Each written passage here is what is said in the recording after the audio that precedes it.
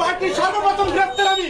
আমার সাথে কেন আমার না আরো নেতাদের সাথে বৈষম্য করা হয়েছে, অবৈধ প্রার্থী ঘোষণা মানি না মানব না।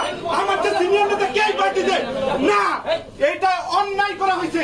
কোন প্রার্থীর কার্যকর্তাকে করা হয়েছে না, এটা মানে হবে না। আপনারা বৈষম্য করে, আপনারা বৈষম্য করে সর্বপ্রথম গ্রেফতার 18 সালে এই ভিডিও মানুষ ছিল না, মানুষ জানে না।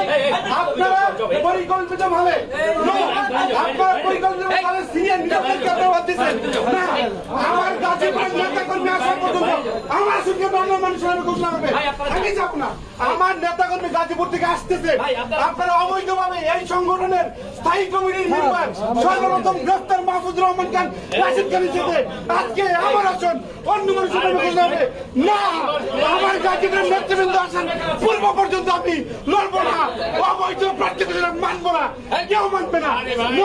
আপনারা বৈষম্য বলে আমার সাথে বৈষম্য করবেন না, না না, কোনো কথা হবে না।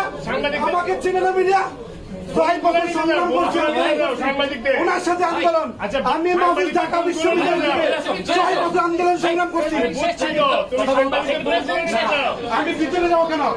আপনারা সমালোচনা করে বৈষম্যের কথা বলে আপনারা বৈষম্য করতেছেন, অবৈধ প্রার্থী মানা হবে না।